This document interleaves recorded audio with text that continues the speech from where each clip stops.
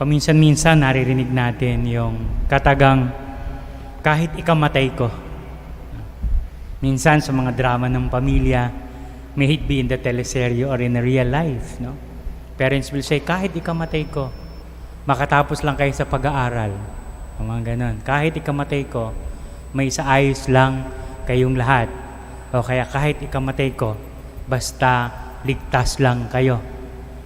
At ito ang nagiging tila sukatan. No? It's a measure of one's dedication, one's offering, o kaya naman ay ito rin ang nagiging sukatan ng isang pagiging bayani. Very common sa atin ngayon ang salitang bayani o hero, or ang martyrdom. Ang nagiging sukatan nito ay ang kamatayan. Subalit, ang kamatayan ay maaari rin nating makita as an end. At ito ay sa chapter 12 ng kay John ay puno ng patungkol dito sa kamatayan, at susunod na natin ay ang pagkabuhay. Ang chapter 12 ng John ay nagsimula when Jesus went to Bethany. At alam naman natin kung ano nangyari sa Bethany. There was a place where Lazarus was raised. But also after the event of the raising of Lazarus, ay yung isang pagpunta ng Panginoon on a dinner together with some of His disciples. And they were surprised that Mary went to Jesus to anoint Him with an aromatic oil. At ang reaction ni Judas ay ito ay isang pag-aaksaya. However, Jesus replied in the 7th verse, "Leave her alone. Let her keep this for the day of my burial." Much more siguro na naalarma ang kanyang mga disipulo. Although, after that was a contrast of that prediction, because Jesus was welcomed as a king. Siya ay sinalubong bilang isang hari, no? Hosana, ito ang awit ng mga tao. But then, here, as we come into the verses of the gospel that I have just read, ang sinabi ng Panginoon ay, "The hour has come for the Son of Man." Ano ba, magdidiwang ba kami, Lord? Dahil ikaw ay nakapasok na sa Jerusalem and everything that you have told us. But of course, sinabi rin naman ng Panginoon ang mangyayari sa Kanya doon. And He gave us this beautiful image of a grain of wheat that falls on the ground and dies. He talks about His death. He talks about the death of those who will follow Him. But of course, it did not end in dying, because after it dies, it will sprout into new life. At siguro yung mga nakikinig sa Kanya who's familiar with the agricultural way of life, ay alam nila na laging may ganon, laging may mga butil na itinatago for planting. Although most of the seeds will go for food, magsusubi sila, magtatabi sila for planting para magpatuloy ang buhay, magpatuloy ang pamumunga. But of course, the most important here is that Jesus giving up His life so that all of us will have life eternal.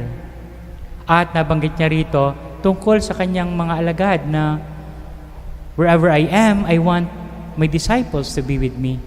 O ito rin ang magiging kahantungan ng aking mga tagasunod. Death followed by life eternal.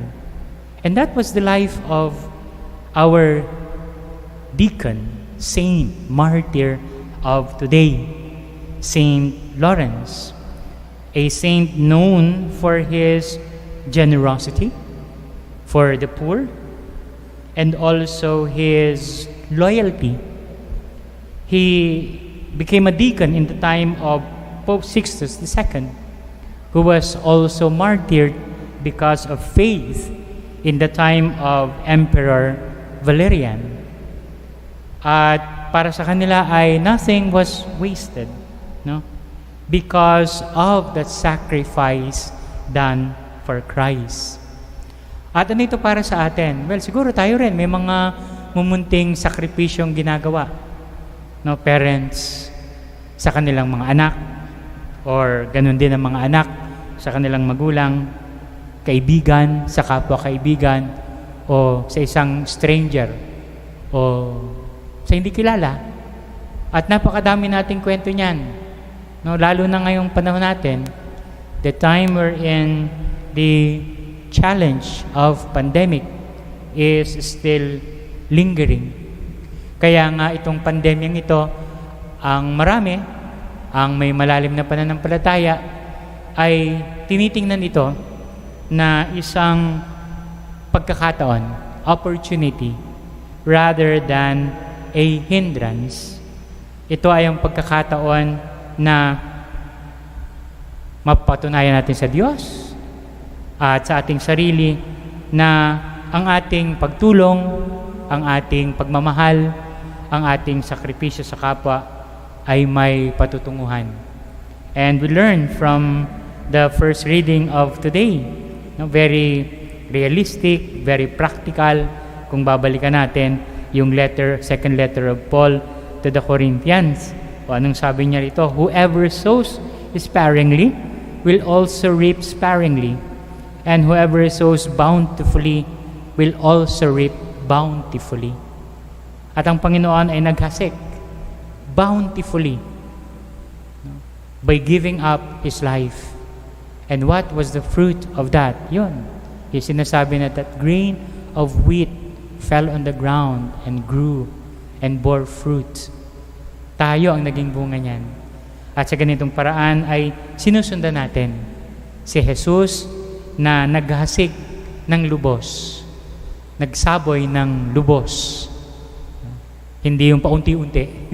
Lahat ibinigay sa atin ng ating Panginoon, represented by His death on the cross, so that we may have life. Lawrence, our deacon, saint martyr of today, gave up everything also for the sake of the kingdom.